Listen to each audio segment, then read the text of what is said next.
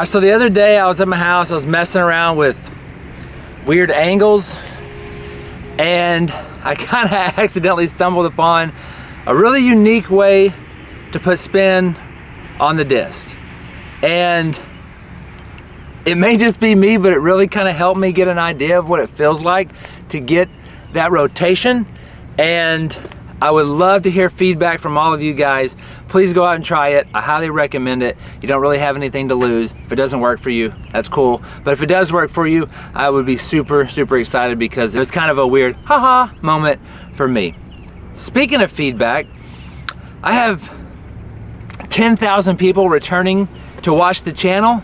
So if you aren't yet subscribed, please subscribe, join Team Discmaniac.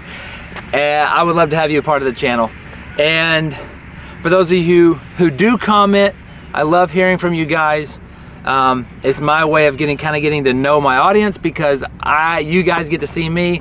I don't ever get to see you guys, so I love the engagement. Thank you guys for commenting. It's really cool. I love communicating with you guys.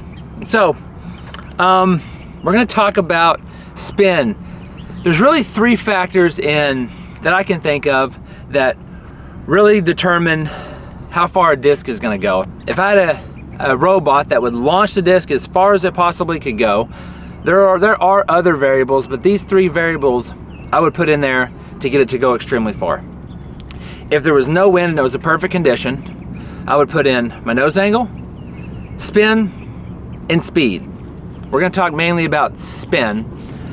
Spin is a great thing. You want spin, but if you don't have speed behind it, it's just gonna spin. You can spin it 10,000 RPMs, but it's just gonna stand there and spin like a top. So you definitely gotta find the balance between the speed and the spin, but this video should help you find a way to get more spin on the disc. There's kind of 2 parts to this drill. The first one is the one I accidentally kind of stumbled upon. I held the disc just straight out in front of me, and all I did was pull it into my chest and then back out, almost like a 90-degree angle. I'll do it without a disc first, because I did it without a disc in the house, and it made a popping. It made you could hear the whip. So just bear with me here. I don't know if you guys could hear that, but I can definitely feel it in my wrist, in my hand. It's definitely popping right here like that. And I feel like that's the same in the sense of out here, it kind of pops like that. So that's the first step. That was the moment where I realized this is really weird. I've never heard anyone talk about holding the disc straight out in front of them, pulling it in, and then going out to a 90. Like I said, I want to hear feedback, because this is something I've never seen done, and I want to know if it works or not. It worked for me. Hope it works for you guys. The next thing I did, this is pretty interesting. This is going to help you with 2 things. 1, should help you with getting spin on the disc, and 2, it should help you with keeping the disc away from your body, which is super important. You do not want to reach back in a straight line and pull the disc into you. You don't want your body in the way. You want your body out of the way. And you definitely don't want to round and rotate. That's going to cause you to not get near as much power. So if you hold the disc straight out in front of you, okay, this disc does not move. The disc is going to stay perfectly still, okay? When you're going to do your run up like you would like your X step, slowly, okay? The disc has not moved, okay? That to me is a great spot for the disc to be in your normal throw. It's about a disc's length in front of your brace leg, but back here.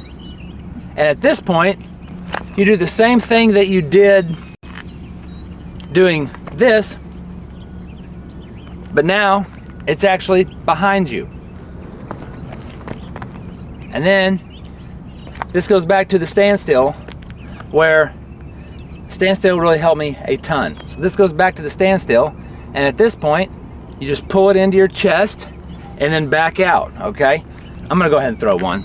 I haven't got warm yet, be bad just to throw one without even warming up at all. This is how everybody should warm up.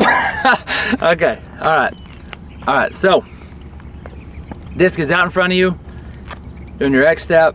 Disc is still away from your body. At this point,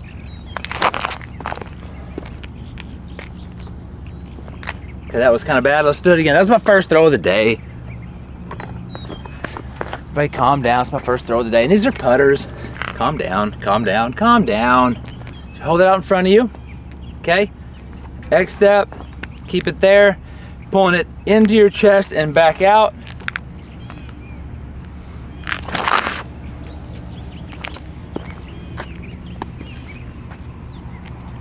I was definitely on a hyzer. So there's tons of videos out there, and I hear everybody talking about the release point being at 10 o'clock. And I think that's pretty accurate. You definitely don't want to release here. It's going to be too late. So you definitely want to release out at 10 o'clock.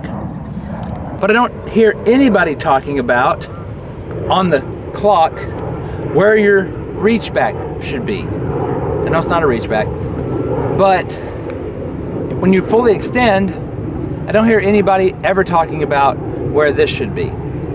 I don't necessarily think it's a set in stone deal. I don't think it's as important as 10 o'clock, but it is important in the sense of you don't want it at 6, you're gonna hit your body. 7 may work for you, but for me, 8 o'clock, I think is the best one that works for me. So if you go 8 in, back 10, it's kind of neat, little catchy jingle there. 8 in, back to 10. So I guess if it works for you, it works for you. I'm gonna go ahead and throw it. I'm gonna try to do 8 in, back to 10, see what happens.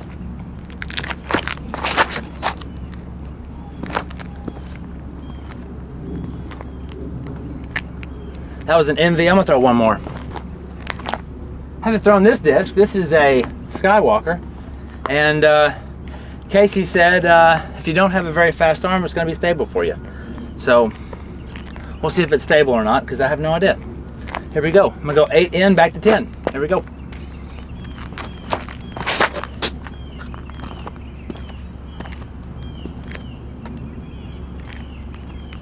That one slipped out of my hands, but it definitely wasn't as stable as I thought it was going to be. Oh, okay, let's throw one more. It's a DD3. Here we go.